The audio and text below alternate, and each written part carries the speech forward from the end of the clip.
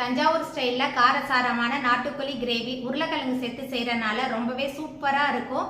குயிக்காக எப்படி செய்கிறதுன்னு வாங்க பார்க்கலாம்.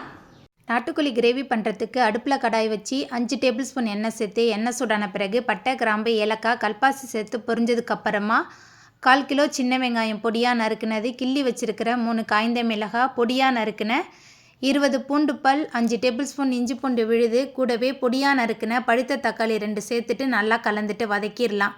நம்ம சேர்த்த வெங்காயம், தக்காளி, இஞ்சி பூண்டு விழுது எல்லாமே நல்லா வதங்கி வரணும். நல்லா வதங்கி வந்த பிறகு சுத்தம் பண்ணி வச்சுருக்கிற நாட்டுக்கோழி சேர்த்துட்டு கொஞ்சம் நேரம் நல்லா வதக்கி விடலாம். நாட்டுக்கோழி நல்லா வதங்கி வந்த பிறகு 12 டேபிள் ஸ்பூன் குழம்பு மிளகாய்த்தூள், நாட்டுக்கோழி கிரேவிக்கு தேவையான அளவுக்கு கல்லுப்பு சேர்த்துட்டு நல்லா கலந்துட்டு வதக்கிடலாம். நம்ம சேர்த்த மசாலா, நாட்டுக்கோழி ரெண்டுமே நல்லா வதங்கி வந்த பிறகு நாட்டுக்கோழி வேகிறதுக்கு தேவையான அளவுக்கு தண்ணி சேர்த்துட்டு நல்லா கலந்துட்டு ஒரு மூடி போட்டு வேக வச்சிடலாம். நாட்டுக்கோழி பாதி அளவுக்கு நல்லா வெந்து எண்ணெய் பிரிஞ்சு வந்ததுக்கப்புறமா தோல் சீவி பொடியாக நறுக்கி வச்சுருக்கல உருளைக்கிழங்கு 4 சேர்த்துக்கலாம். உருளைக்கிழங்கு சேர்த்து நாட்டுக்கோழி கிரேவி சமைக்கும்போது நாட்டுக்கோழி கிரேவி ரொம்பவே சூப்பராக இருக்கும். உருளைக்கிழங்கு நல்லா வெந்து வந்ததுக்கப்புறமா பொடிச்சு வச்சுருக்கிற மிளகு, சீரக பொடி சேர்த்துக்கலாம்.